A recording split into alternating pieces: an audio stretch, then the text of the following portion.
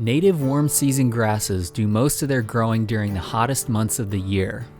In fact, they yield more in June, July, and August than most cool season grasses do during the entire growing season. A grazing system with both warm and cool season pastures can help extend the grazing season and increase long-term resilience and profitability. So why aren't native warm season grasses more widely used in pasture systems in the region? The challenges to adoption include high seed costs, slow establishment, typically 1 to 3 years, and lack of information about managing them in grazing systems, especially in northern regions. Forage quality also tends to be lower than cool season pastures, but when managed well, it can be appropriate for beef cattle and non-lactating dairy cattle.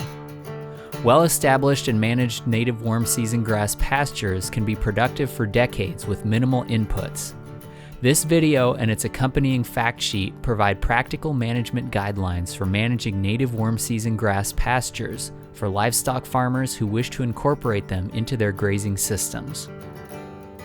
Planning, patience, and attention to detail bring success. For many farmers, establishing native warm season grass is likely to present new challenges. Establishment is difficult due to small bearded seeds that require a special drill for planting. Their slow germination and slow seedling growth make them susceptible to weed competition and drought conditions in the first years. Expect a full year or two of establishment before you can graze or harvest hay.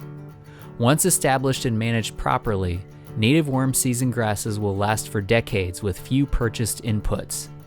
Their deep root systems provide significant drought tolerance and add organic matter to the soil. Tallgrass Prairie once covered the upper Midwest on a continuum from very dry, sandy soils to wetlands.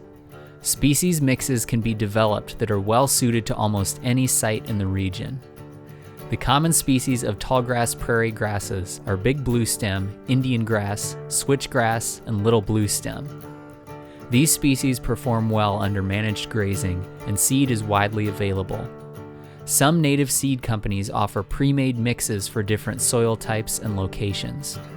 Do not mix native warm season species with non-native cool season species. Cool season grasses are very competitive and will reduce the chances of establishing a strong stand of native grasses. A firm seedbed and shallow seeding depth are key to establishment of native warm season grasses. This can be achieved with either no-till or conventional tillage. Big bluestem, little bluestem, and Indian grass have long awned or bearded seed.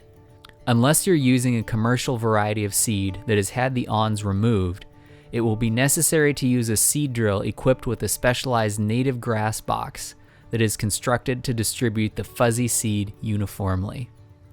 These seed drills are often available locally for rent from NRCS or county agencies. Besides weed pressure, planting too deep is probably responsible for more failed native warm season grass plantings than any other factor. A clean, firm seedbed is required, similar to what is required for alfalfa establishment. Seed should be planted at 1/4 inch for silty, loamy, or clayey soils, or 1/2 inch for sandy soils. Broadcast seedings, followed by a cultipacker, can also be successful. When you are ordering seed, always specify pure live seed, or PLS, which refers to the proportion of a particular seed lot that is viable, germinable seed. Native warm season grasses tend to have much lower germination percentages than conventional crop seed, so specifying PLS is very important.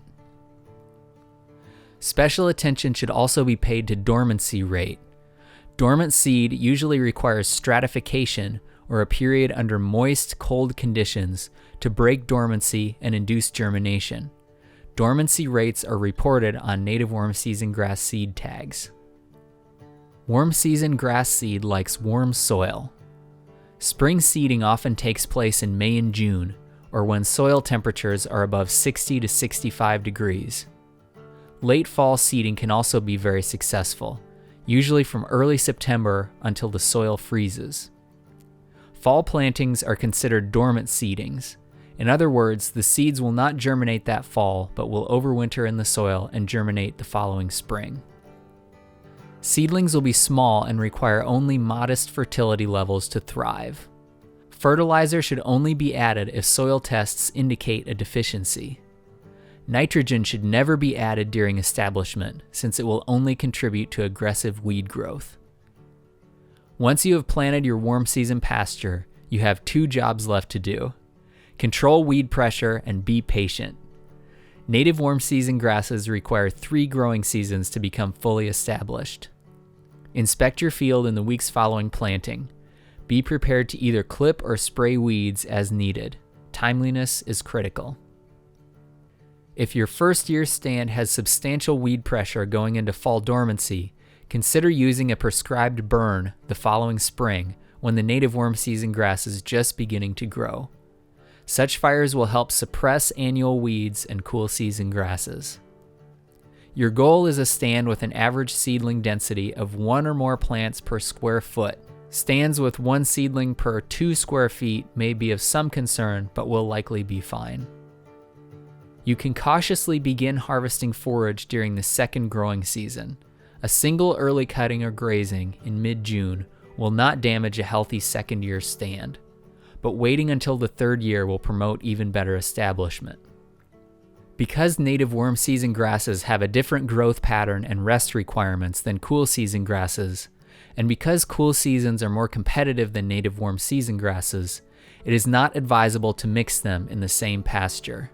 Establishing up to 1/4 of your pasture system in native warm season grasses can allow for a sequential grazing system where cool seasons are grazed in the spring and early summer, warm seasons are grazed in the hot summer months, and then returning to the rested cool season pastures in the fall.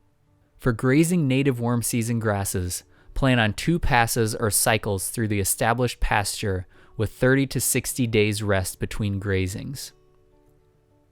In the upper Midwest, native warm season grass pastures yield between 3 and 5 tons of forage per acre per year over 2 rotational cycles in June through August. Research has shown that timing of grazing is the biggest factor in both yield and quality of forage. An early grazing schedule results in higher forage quality but lower tonnage, and a later grazing schedule results in higher tonnage but lower forage quality. For more information about establishing and managing warm season pastures, you can refer to the link in the video description for the fact sheet that this video is based on, developed by Laura Paine and partners at Greenland's Blue Waters and Grassland 2.0.